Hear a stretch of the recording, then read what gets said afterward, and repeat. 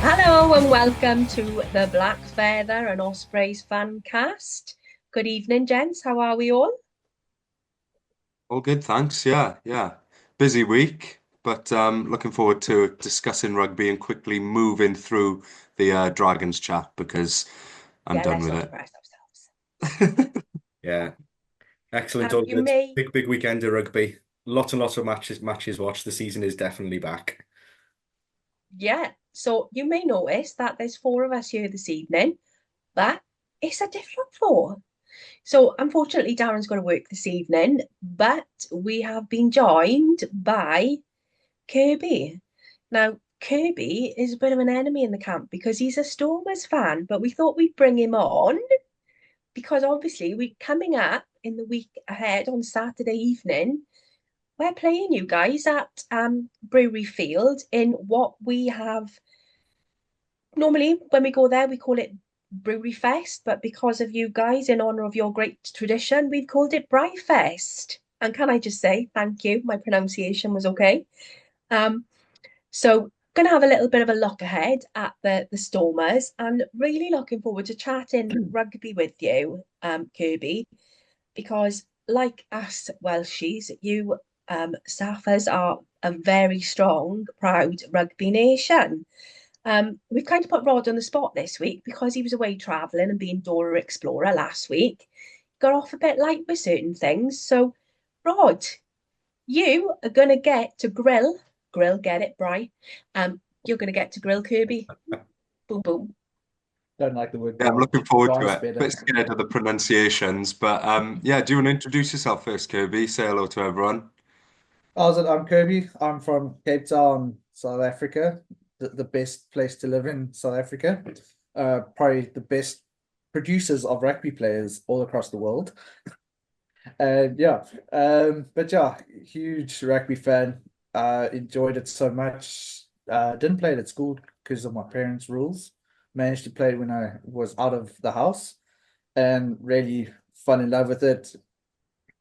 Fell in love with it even more as I played. It was even going into the refereeing circuit until I blew my knee out. So unfortunately, I had to stop that. And unfortunately, I blew my knee out again this weekend at my daughter's birthday party. Doing what kind of activity? I'm not going to say because it's actually been embarrassing. Oh, you can't do that now. Yeah, You've got to that's what we were say, hoping for. I was walking outside the ice rink and I stepped on a wet part of the floor and my foot went and my knee went. Oh no. So yeah. Yeah, you've got to come up with a better reason than that. Yeah. Unfortunately, that's what happened. So couldn't you have I was said you were carrying my running daughter away on the from a ice and lion? throwing her around and catching her, and just so happened. You could have made up That'll do it. anything then, Kirby. You could have been the coolest injury ever then, but you went for that. I was taken out by a sniper. Yeah. Yeah. So are we gonna get stuck right into the Stormers Ospreys chat then? Or yeah, okay. So yeah, I've got some questions for you, Kirby. Some of them are somewhat pointed, and they're not personal insults. Uh, but some of them I phrased in an antagonizing way, just to get a reaction out of you. So yeah, looking back previously at your sort of record within the URC, you started at a real high, obviously, defying the odds to win that first URC trophy. You then went and continued that sort of form and got into a successive final, which you lost. And then last season, you dropped down to fifth. Have we seen the best the Stormers has got to offer? Can you get back to winning ways? I don't think so. And I mean, I'm going to be honest, I got flack about it on one of the groups on Facebook.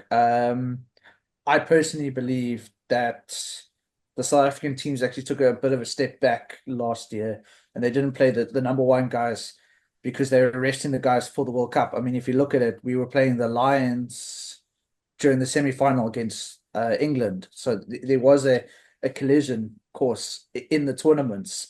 So I also believe that they let the guys play, let them rest. So you only saw them coming in at the later stages of the tournament, which I also think did play a role in it, and why you ended up seeing a few guys get injured in between, like Willemse with his hand while tackling Bundy Aki.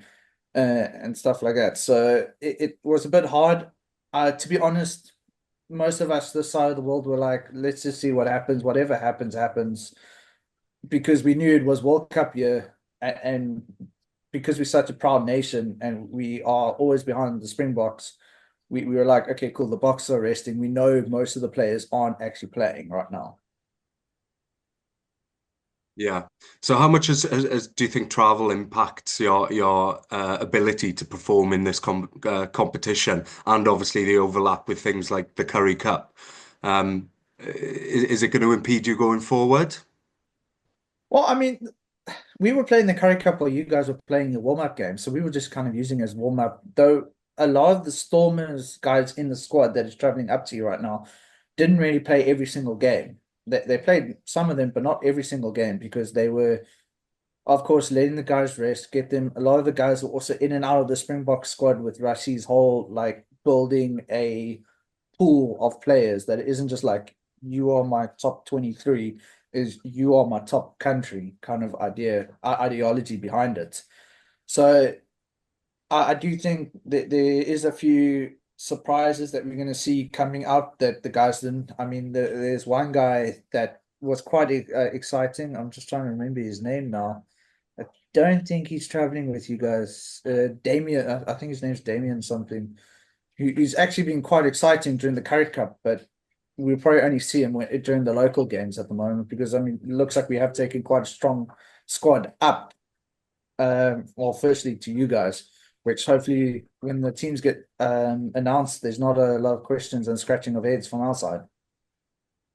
Yeah, obviously they published their sort of touring squad heading up to the Northern Hemisphere, and admittedly, as a a Northern Hemisphere centric sort of rugby fan, there was loads of names on that list that I didn't recognise, but there were some key players that I'd like to get your take on. So obviously you've got Stephen Kitsoff returning from Ulster this year, which is massive for the Stormers and South African rugby, just bringing that talent back home.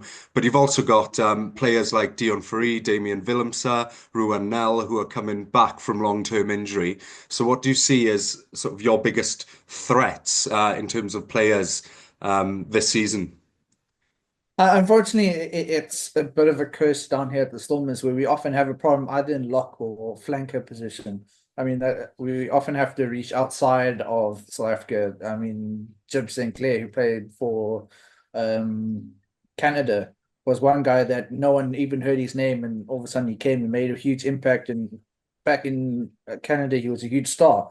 So, I mean, we'll have to see. Ron now, unfortunately, he just went out with a bit of a bad step that he's knee popped. Unfortunately, he's getting to that age where we don't know how much longer he's got. Same thing with Dion Fourie. But Dion Fourie, when he returned to South Africa, he was just kind of doing it to, fill in a role and start. I think the idea was for him to start moving into the coach's role.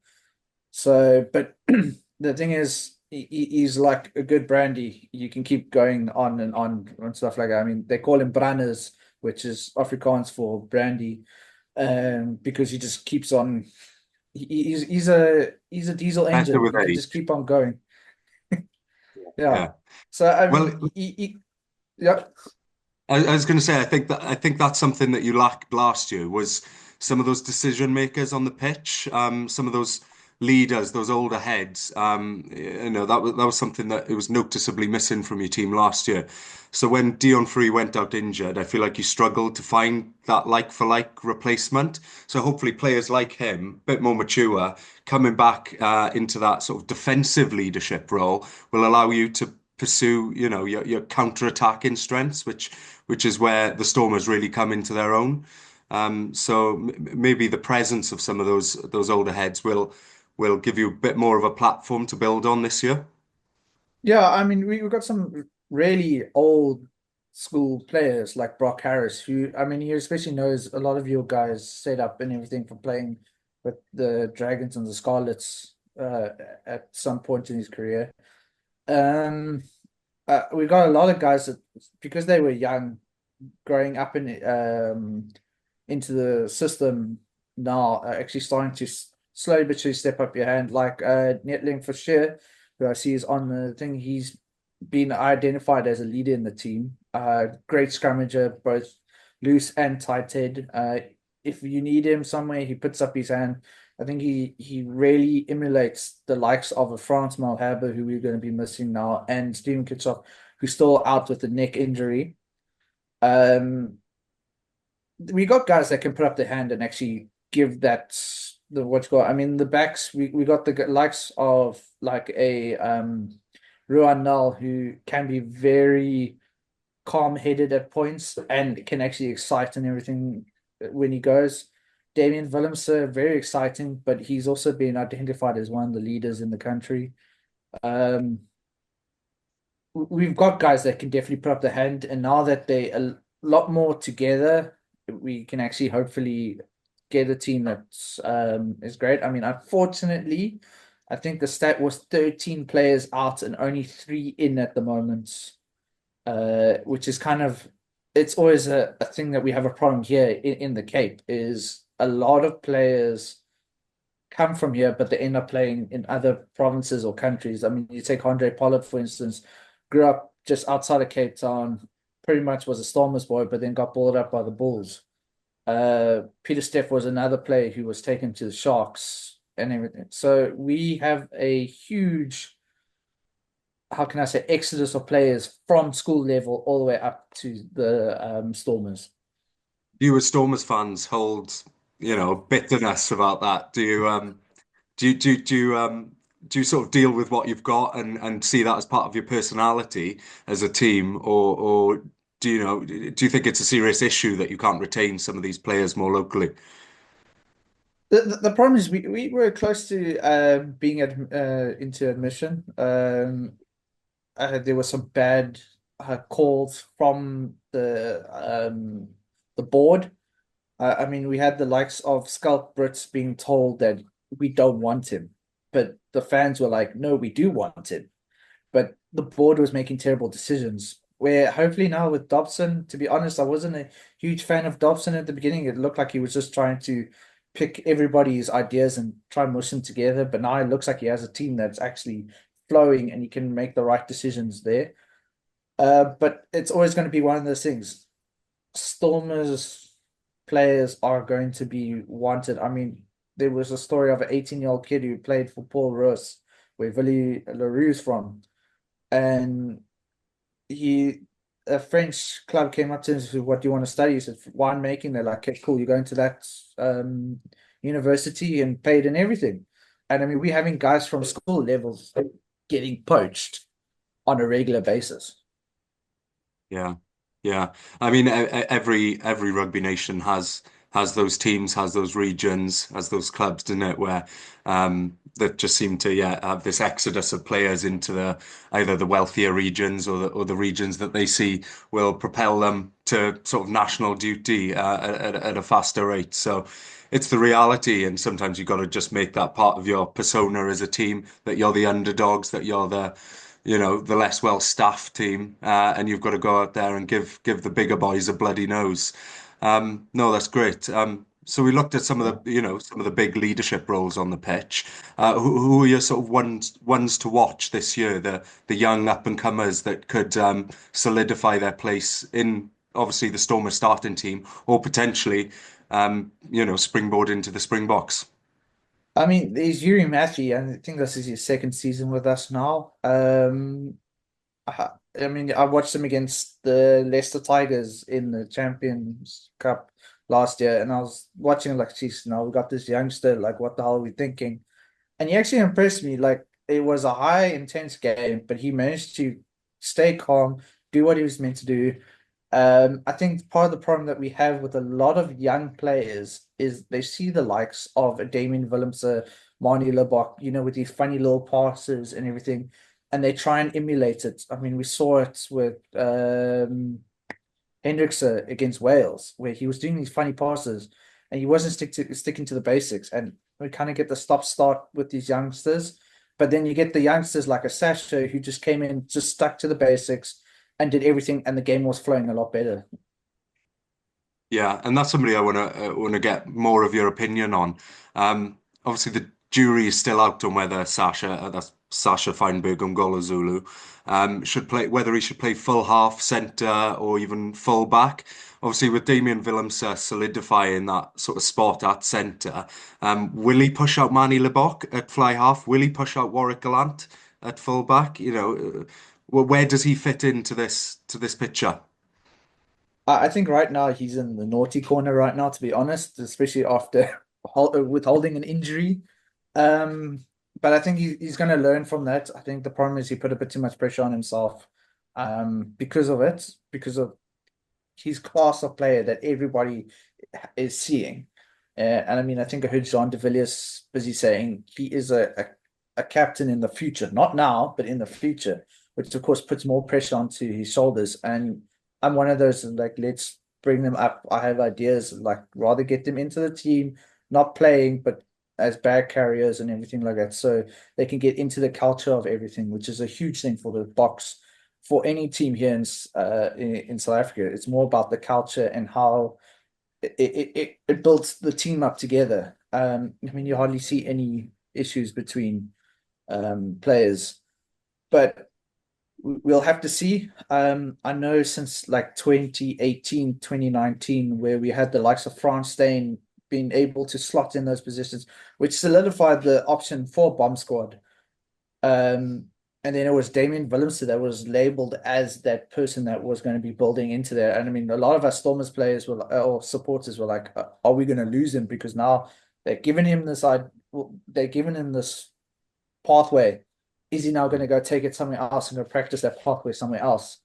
And we've been lucky that he carried on. I think he signed a 5-year extension last year. And so we were glad with that. I mean, then there's the talk of someone like Nohamba coming to the Stormers in December when we lose Paul the Vet. And as I said I would go Nohamba 9, 10 Marnie, 12 Sasha, and 15 Damien Willemse. Let him have a little bit more free and keep Sasha a bit more structured in his play, and before he can become a free-flowing player.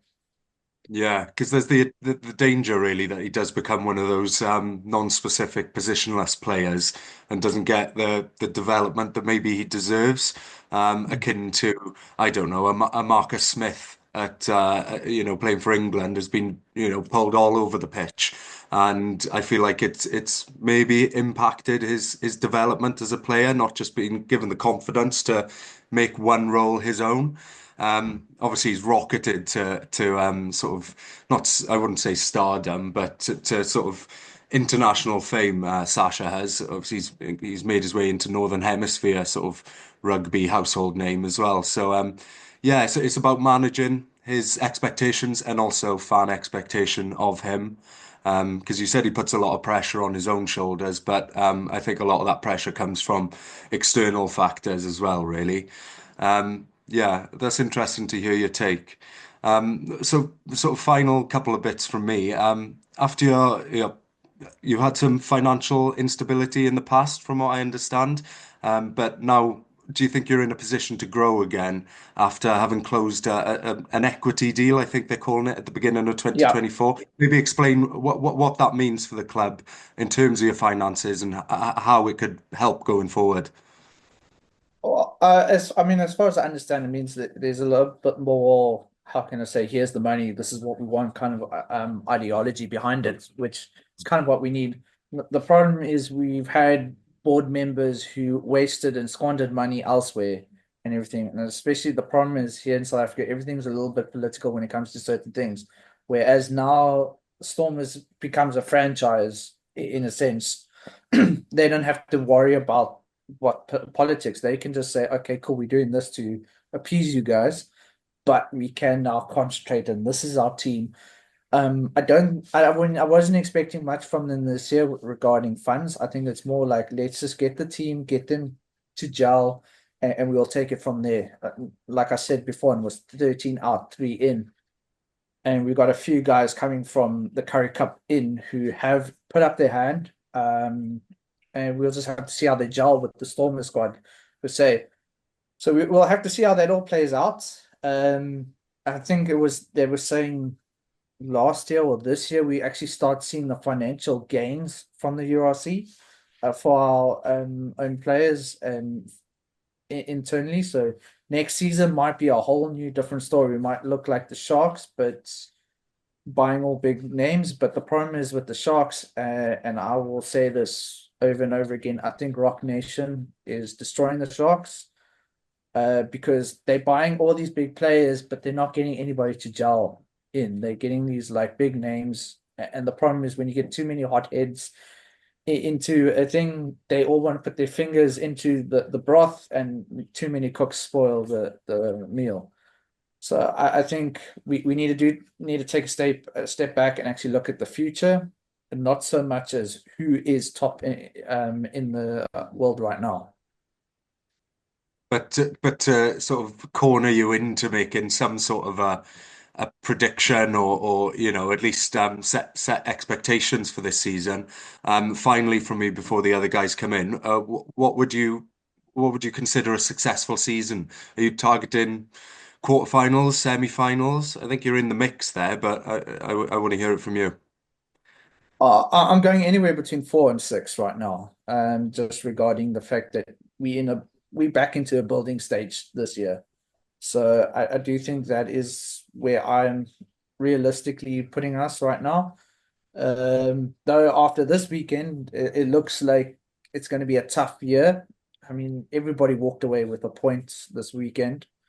It isn't going to just be, if it carries on this way, it looks like test rugby, which is what you want to see, hardcore bone grinding rugby till the final whistle.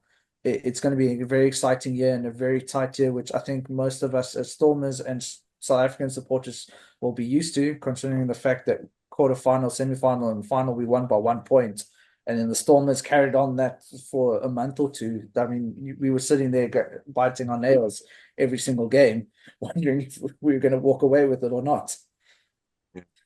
Well, I'm immensely jealous. I don't know about you guys, Mark and Sam, but I'm immensely jealous that they can sign a player like Sasha on a 5-year contract, whereas in Wales and the rest of the UK at the moment, with the financial difficulties, we're typically looking at sort of 2-year contracts or no longer. Yeah. Yeah, no, that was really insightful, Kirby. Cheers for that. Any questions, Mark and Sam, for Kirby? Just one I was going to follow up with, and really sorry to have to bring this up, but the last, well, the first European tours for you the last couple of seasons have not gone terribly well. This time around, you've got ourselves obviously on Saturday, you've got Zebra then following up from that, and then Edinburgh. What are your minimum expectations, do you think, from those 3 games to take home? Bearing in mind that when you get back, you've got 2 difficult games against Munster and Glasgow before the European break as well. Yeah, I mean Munster, we've always struggled against recently. I don't think we've beaten them yet right now, so that is a bit of a thorn in our side, and probably something that they're gunning to finish. I'm expecting at least 2 or 3 wins this time. I'm going to be honest. It's getting used to the 4G pitches. Where here in South Africa, everything's grass. We don't have any of those 4G pitches. I still remember when they first came out, how many players were complaining that they had like roasties and everything like that from playing on them. But I think it's become a norm now that the guys are going to start getting used to. I think we beat Connacht. Yeah, we beat Connacht last year near the end of the season on a 4G pitch, and it looked like we're getting used to it now. The fact that it's a faster game, it's a lot different. And I do think that is something that needs to be looked at from all unions' point of view, is how many are you playing on 4G and how many you aren't playing on 4G? Because I think all you guys play on 4G pitches, but then when you step up to international, it's a completely different game because it's now grass and it's a lot more harder and slower, not as fast as you guys would expect it. Well, I think we can probably let you go home with 2 wins, but three's a bit of a stretch, I'm afraid. I think the Dragon said that last weekend as well. Sorry. I think for me, I didn't get to watch a great deal over the weekend, but thankfully Scottish Husband did invest in the sports channel for me, so I did manage to catch quite a number of highlight reels for various things. And I think the stat that I saw the most, which I was really impressed with, was the average margin of victory in round one was 2.4 points, which is the closest it's ever been in URC history. So we are seeing that people are now competitive. We're not seeing, those great cricket scores. And I think it's going to be a really competitive and strong year. From my point of view, looking at, really interesting with what you've said about the financial things in South Africa. We know all about that here. Again, here we know about Welsh players. Loads of them tip over to Gloucester and Hartbury College and go across there because they're offered that education, and they're offered that step up. But looking at the Ospreys players, who have you seen sort of in that last game against Dragons? Who impressed you? Who would you think, actually, I'd love it if they were a Stormers player? To be honest, I didn't actually watch that game. Like I said, I was busy at a birthday party. I do Okay, then. apologize about that. It was my But daughter's anyway, party, looking at our so squad, yeah. who would you like in our squad? Who do you think looks tasty? Who do you think looks, yeah, I'll have a bit of that. The problem is I can't see anyone right now because I see the team that we have right now is where we need to be. It's where I don't want to upset the apple cart right now. So, but the thing is also I'm one of those that I don't want to take too much away from you guys, especially with the fact that your coach is literally a ticking time bomb. You don't know when he's going to walk away. We're not talking about that this week. We're moving on. Yeah, I know Old news that's why now. I'm leaving it at that. I'm leaving it at that. But that does play a role where you don't want to make too many changes right now because you already have a big stir happening. You don't want to make that stir even bigger. Yeah, totally agree. And I think obviously there's a lot going on and off the pitch, and obviously looking at it, it was a really strong weekend last weekend, and I think I'll be more comfortable with my predictions and knowing where we're going after we've got week 2 under our belt, and I've looked at a bit more because at the moment, we've got another cracking Welsh derby this weekend to have a little look at, so that'll give us a chance to look at that. But I'm personally really looking forward to Saturday. I waiting for my ticket to be emailed to me. And if it's like the other matches that we've had at Brewery Field, it's going to be a cracking atmosphere and really looking forward to that. Obviously, you guys don't have the travelling fans. Put my teeth back in. It's chai in my cup. It's not whiskey or vodka or anything like that. But there were some travelling Fans. fans last year. That we saw, and obviously we played our game down in down in London as well, and just wondering if we'll get some traction and get some fans travelling up from London again. Who knows? But I think it should be a cracking atmosphere, and I'm still quite impressed that I can say the word bride. To be honest, I can say that, but I can't say fans. But I am looking forward to Saturday because I love seeing the South Africans play. Having watched them at various points over the last few years, and also seen you as an international team because I'm a bit of a travelling fan. So I'm really looking forward to playing you guys on Saturday. I think it's going to be a cracker. You Well, won't I have to mean, worry about a 4G or 5G pitch at the Brewery Field, Kirby. It's the Definitely exact not. opposite problem that you have to worry about. If there's a bit of rain, it could be a mud bath. I was about to Yes. say it's going to be a sludge fest. Yeah. It could be. Yeah, but I mean, just two things. I mean, one, even if your team lost this weekend, it was a great weekend for rugby. Even international was close with the championship. It was literally down to within a try period. So I mean, to see everybody walk away with a point at the end of the day was great. I mean, hardly when you see a group of teams not playing, they often end up in the middle of the log. Now they're sitting at the bottom of the log because everybody has a point. And then just regarding the fans, I think there's South Africans everywhere in every single rugby playing country in the world that no matter what's happening, even if they're not a Stormers supporter, they'll be sitting there in a Springbok jersey because you know what, that's who they are. I mean, it's funny when I watch all the international or the overseas games where you see a guy sitting there and there's a Springbok jersey or there's a Bulls jersey, even though it's the Storm is playing. South Africa's got a great following no matter where in the world because of the way people have gone all over the world. It's probably one of the most beautiful things to see that South Africans side by side when it comes to that, except for when it's Derby Day. Then there's a split. I think that's why the Welsh and South African rugby contingents have such an affinity for each other because it is so community based in both countries, isn't it? It's your local rugby club or your rugby crowd that you watch games with are the center of your sort of social circle, and you grow up inside that club, around that club. So I think there's a lot that we can sort of relate between our two nations on that front. And as a result, yeah, I have a certain affinity for the South African teams, fans, clubs, everything. So no, it's been great to have you on board, Kirby, and to get your insight on some of this stuff. It's been really good. Enjoy talking to you. Yeah. I really Thanks very enjoyed as much for well. having me. Yeah, Yeah. fantastic. Thank you so much for coming on. Really enjoyed speaking to you.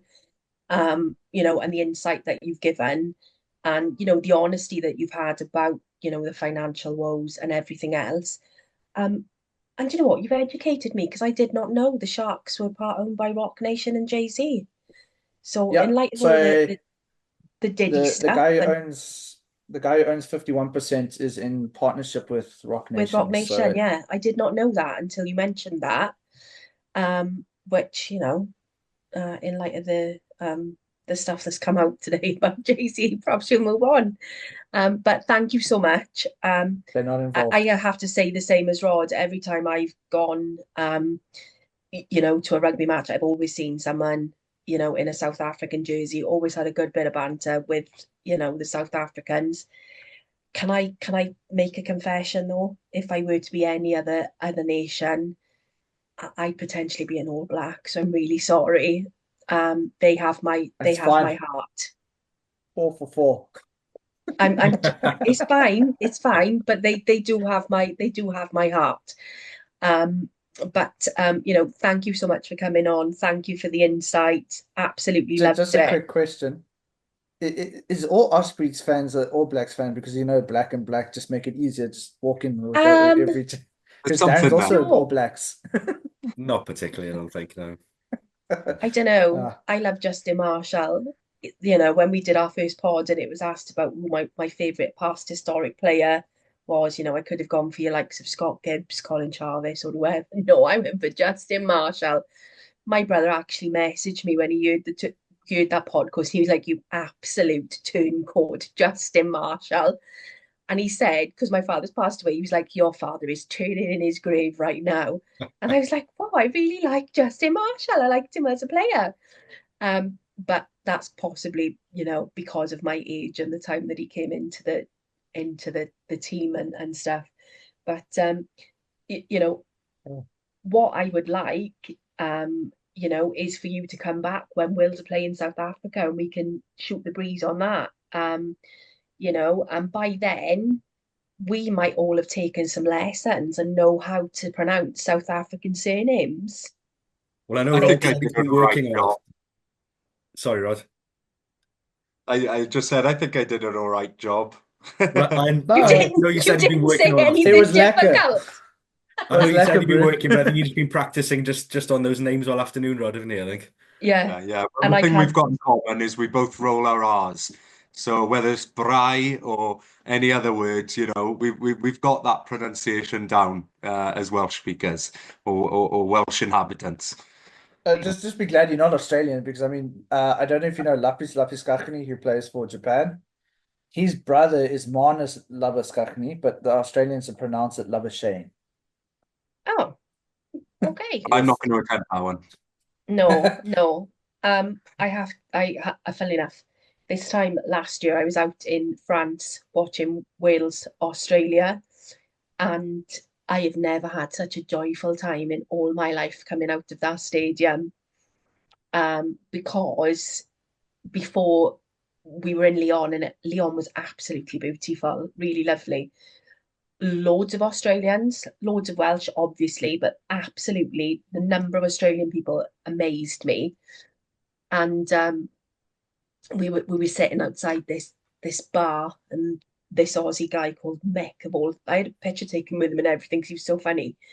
Um, it was kind of the night before the game, and we said to him, how do you think how do you think you're gonna do and whatever?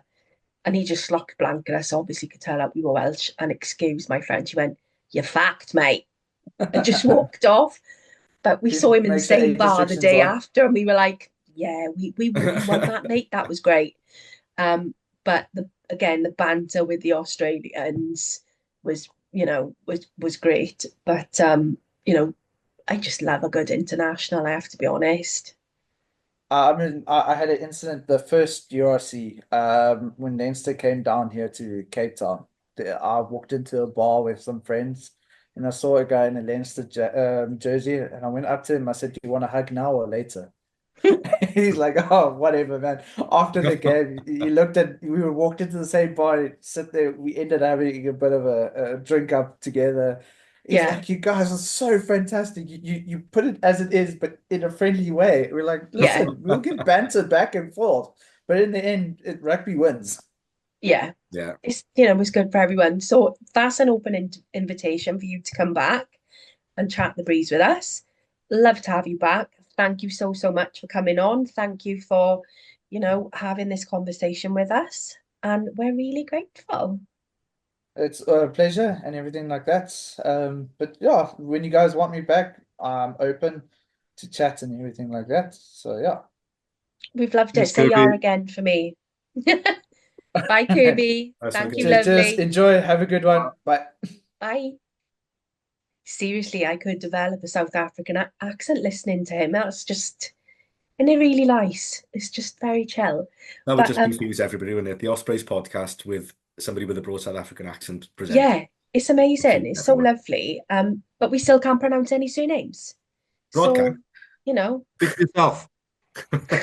just me then, just me. Can't say the word fan and can't pronounce surnames. Um, but I suppose we've kind of got to, discuss that loss in a way, Briefly. briefly, very, very briefly. We'll skirt on. Um, as I say, I didn't see the game in full, but I did see the highlights. And if I'm being honest, then we did let it get away a little bit. But don't think it's time to call 999. I genuinely don't think so. Um, but I know, Mark, that you have made yourself a promise this year that you're gonna be dedicated. You were gonna watch all the games in honor of this pod, so you can have Mark's URC roundup. I am sad. I mean, I'm sad getting number one, top of the league this year. Yeah, my aim is to watch every single URC game. I do have a life outside of rugby and outside of my sofa as well, but that is the plan. So yeah, we'll start with the Ospreys game then. So, like you said, the one that got away. I think Toby probably put it right when he said about us prancing around a bit like sort of Muhammad Ali, and then got a sucker punched at the end. I think after we scored that second try by Conbeer, we were in a position to push on. There was a 20-minute lull in the game where it was just kick back and forth, faff and faff and faff. We could have put the game to bed during that 20-minute period. And then Dragons, to be fair to them, they kept on going, didn't they? They kept momentum. They kept believing that they could win the game. And that last 10 minutes, our sort of discipline went. They got us pinned down on our line, and before we knew it, it was game over. And it was a missed opportunity, definitely. But 9 times out of 10, I think honestly we win that game. We've won so many games doing exactly what we did last Saturday, playing for possession, territory, field position. It's how we win our games at the end of the day. And it's exactly what we did on the weekend, but just couldn't convert the points when we needed to, and just to sort of kill them off, really. I don't know what you think, I Ross. hate using the words. I hate using the words, but because I'm not doubting for one moment the heart and the intent and the passion of our boys out there. But those last few minutes, that 15, 20 minutes or so, it did feel like they wanted it more, didn't it? We just took our foot off the gas, and credit to them for it. We gave them the opportunity to get an in again, and they took it and made us look silly, particularly with some of the flack that Dewi Lake was giving the fans Yeah. there. I think they were they're not going to let him forget about that for a long while, are they? But I guess my overall feeling is just one of frustration and maybe a bit of disappointment. I said in the last pod in episode 3 how it would be really important this season for us to go out and get max points, so as close to max points against our Welsh rivals. And it felt like a good opportunity to start that and kick that off and kick the season off in a good sort of in good fashion. But we didn't do it. So, now the pressure's on a bit going into some difficult games ahead. Feels like we could have been in a better position to sort of kick on. So yeah, a little bit frustrated. Try not to take it to heart.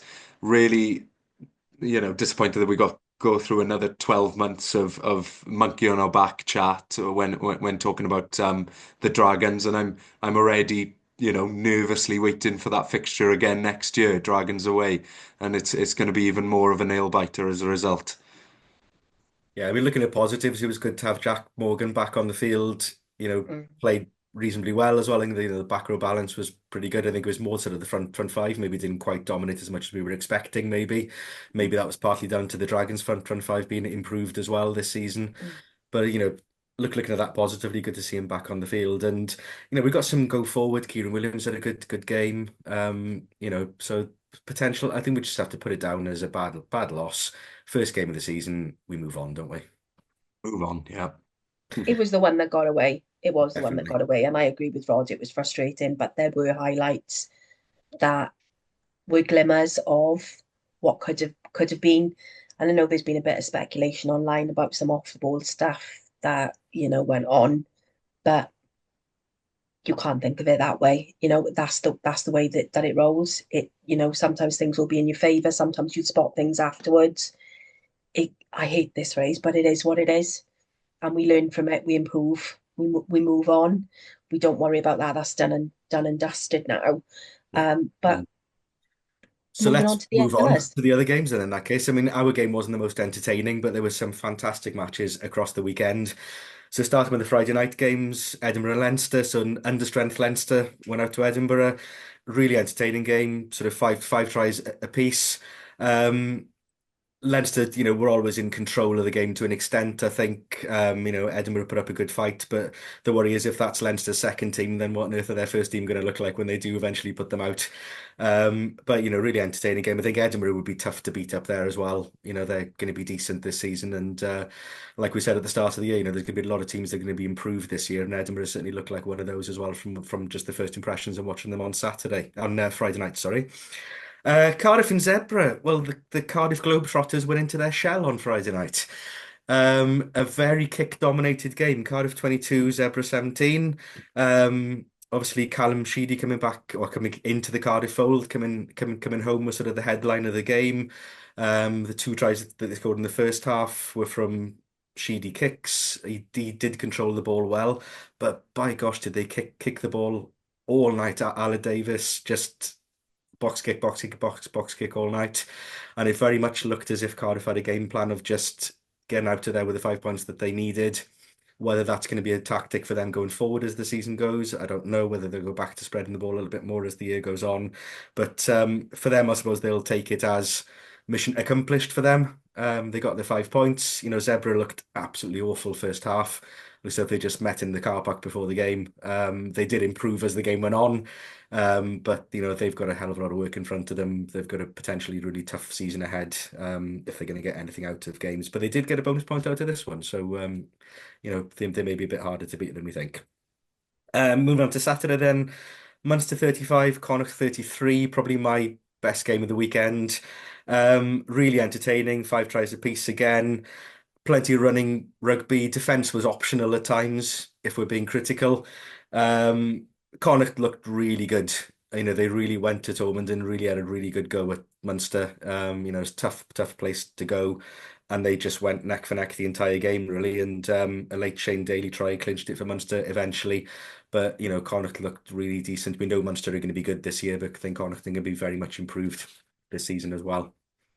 Um, Benetton and the Scarlets, probably the surprise of the weekend, unfortunately for us. I think we all sort of thought that the Scarlets were going to struggle maybe out there. A 20-all draw. And I think, to be fair, the Scarlets will probably be disappointed not to come away with a win the game, the way the game turned out. Benetton were on top first half, but the game turned really on a Max Page individual try just before half time. Really impressive performance on the whole from him as well. He's really one to look out for. He's come up from Llandovery, I think, to the Scarlets this season. He's going to be really a name to look out for.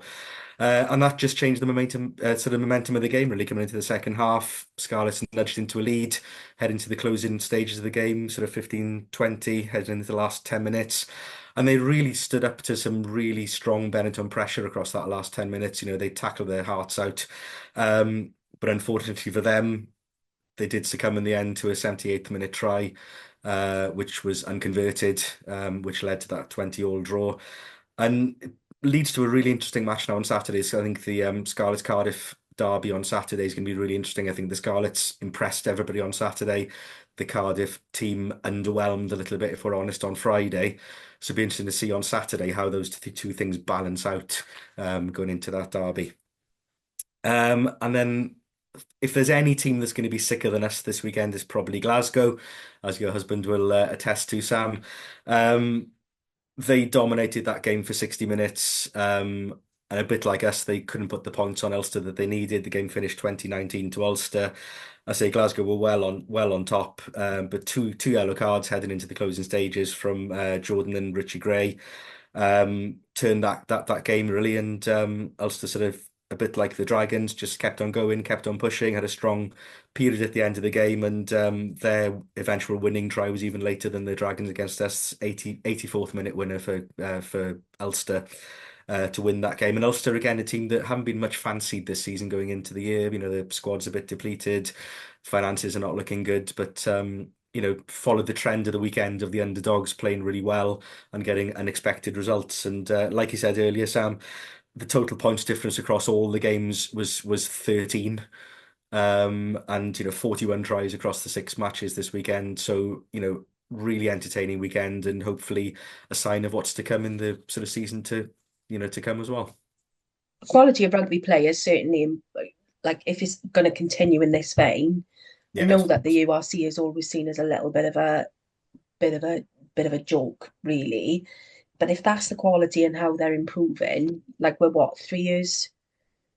I don't remember, it's 3 or 4 years that we're into the URC. But if that's the quality that we've got, then everybody's quality is improving, and homegrown talent is improving, and that can only be a winner for rugby as a whole, in my opinion.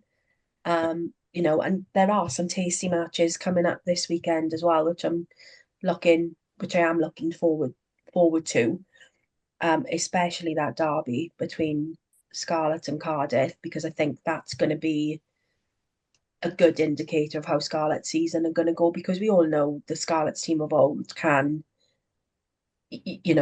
dazzle. We know that. So let's see how they get on. But it has been, as I say, I've just watched highlight reels for the 10-minute highlight reels for all the games. But you're right, my husband is gutted. But it is what it is. Both of us are sad this weekend. How do you feel the weekend's games went, Rod? Yeah, I mean, like you, I selectively got to watch some, and the rest I had to do on highlight reels. So whenever Ospreys lose, I will eagerly watch the Scarlets match as a bit of medicine, hoping that they'll lose, and that'll boost my mental state that evening. Unfortunately, that didn't happen. So yeah, went to bed in a bit of a bitter mood, because that can usually cheer me right up if Ospreys have lost and then Scarlets do the same. Question for you, Mark. Less about the games, but more about the sort of management. Last I heard, when it comes to the Ulster coaching ticket, was us dethroning their the head coach last season, and what was it? Ireland under 20s coach took over as interim. What's their coaching ticket now? Is that continued into this year, or have they got somebody more permanent in? Oh, do you know what? Well, I've got no idea. I watched the games, but I didn't pay much attention to who was on the bench for us. I have to say, but we'll yeah, find you an answer for next week. I will add that into my roundup for you next week, Rod. it just popped into my head because that was the last I heard of poor was it Dan McFarland was the old Yeah, was that his name, the old That's it. Yeah. coach. And yeah, when we surprise defeated them last year, he was sort of quickly he had the pushed chop. aside. Yeah, so yeah, it'd be interesting if you could come back with that next week. But no, really good game of rugby, some really close fixtures. Just shows that the games are getting less and less predictable, isn't it? It's much harder these days to see a clear winner unless you've got, I don't know, Leinster taking on Zebra. Then I'd be relatively confident. Safe But to put your mortgage on that one. yeah. Absolutely. One interesting thing with the Irish teams as well that I did pick up from this weekend is that there's an emerging Irish tour going off the next few weeks, which is going to clash with some sort of URC games. So a lot of the provinces are going to lose some of their youngsters who played, a lot of them played this weekend. Mm, They're not going to be available for 3 or 4 weeks or whatever. So it'll be interesting to see how that affects the Irish teams during that period as well. yeah, because let's face it, their financial setup is strong. They've got the money to put into it, and you can see that with their grassroots coming through. Yeah. Which we all wish we could probably clone sometimes. But thank you very much for that, Mark. I've learned something. Rod's learned something. Um, and it is, those stats and those figures, speak for themselves. So moving on to the questions of the week. Now, I think everybody's been a little bit sad this week because we've only had some questions through. We haven't had a lot of questions through. Um, and one of the questions that we've had through is about um, Boshoff signing. Do we like that signing? Yes, we do. I think we can say. But one of the other questions we had through, which was from Jake Keneally. Thank you very much, Jake. You send me a question every week, and I'm really grateful. And I've enjoyed chatting with you on Instagram. If Ben Warren and Rhys Henry are fit, which one would you start and which one would you bench? It's a That's a bit of a tough. doozy, innit? Go on, Rod. You can go first on this one. I mean, I haven't got a strong opinion. Wasn't prepped for this question, so I'm speaking off the cuff. I think Rhys Henry has always had the feeling for me of having a bit of an impact player. He seems to do his best work when he comes on with 20 minutes to go and he puts little slot through kicks, into the backfield and just pulls some real rabbits out of the hat. So I'd be tempted to go with Ben Warren to start just for his personal development, and then bring it Henry on for his X factor in those final throws of the game. What about you, Mark? Yeah, I'd maybe go the other way just because of experience, maybe. I know Toby Booth's talked up Warren at the beginning of the season and said he's going to play a much bigger part. He's sort of one to look out for this year, definitely. So we're definitely going to see him play a larger role as the season goes on. I just wonder in the short term, maybe that Rhys Henry may be the preferred option just because of his experience and bringing Warren off the bench to start off with until he gets a bit more game time under his belt. And then we'll see a bit more of him as the sort of season progresses, maybe. Well, we can all be sensible, Mark, but the question That's is, why what I'm a do head people teacher, want Rod. to see? What do the people want to see? They want to see Rhys Henry coming on and scoring that winning try or getting an assist from a cross-field kick. That's what I want to see, anyway. I have to say, Pragmatic approach. seeing him at Yeah. the origin season, he looked good. He looked fit. Um, fit, a bit more athletic, a bit more pacey. So I would potentially go with you, Mark, and pop him on. But I do love him when he comes on, and I gotta say, I love following him on social media and seeing the stuff that he does in the changing room.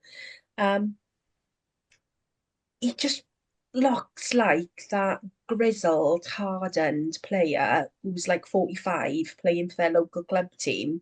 And the reality is he's what, 23, 24? Yeah. But I love that about him. I just absolutely love it.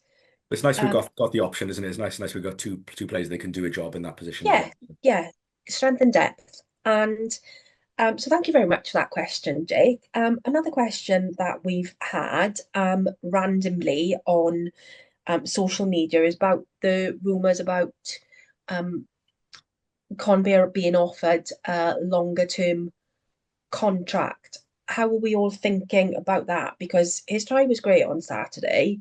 Um, he scored every time he's pulled on a shirt for us, which you can't sniff at, really. He knows where the try line is, he knows what he's doing. So how would we feel about him being offered a long-term contract?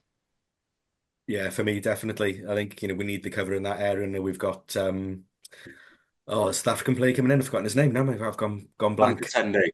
Cassandra, Cassende. Postmark. that's the one. Thank you, Rod. I know we've got Cassandra coming in later in the season, November, December time. But in the short term, we are short in that sort of position.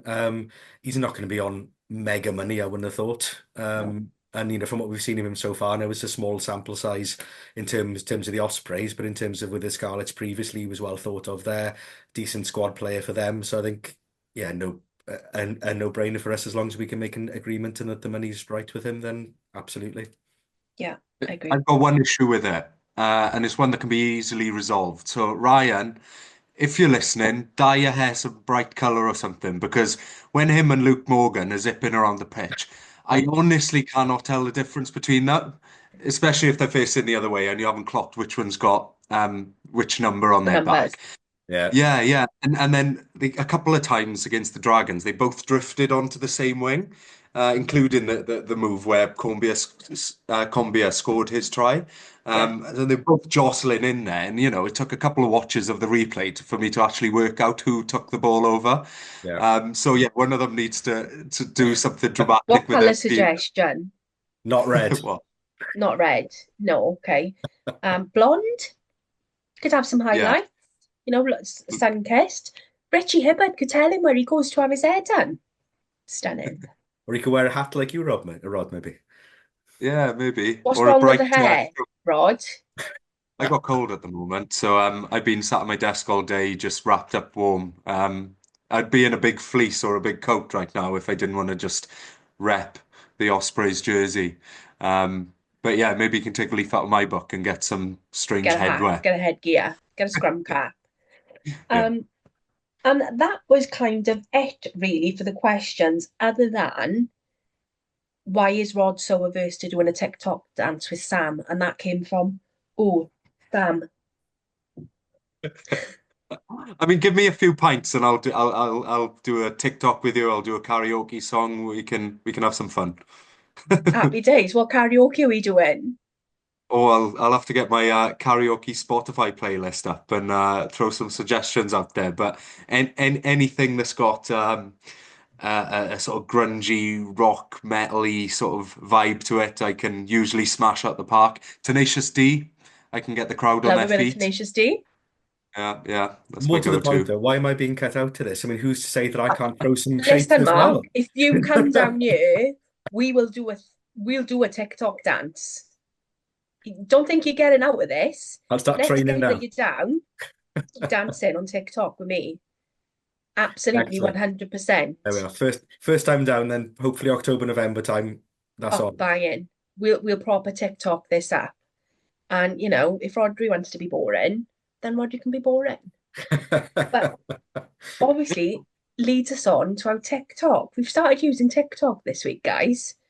And I love TikTok. I love a little bit of a TikTok lip sync. And I'm pleased to say, guys, the TikTok of me is just under 1,900 views. So the Awesome. question we need to be asking ourselves now is, am I a TikTok influencer now? It's definitely getting there, isn't it? It's getting there, isn't it? I think one of those next week again. I think if we do one for every episode, I reckon by Yeah. Christmas you'll be right up there. See if we can, get it up there. Reach 2,000 views, and I'm away to go. So, I know that I'm at Field this weekend.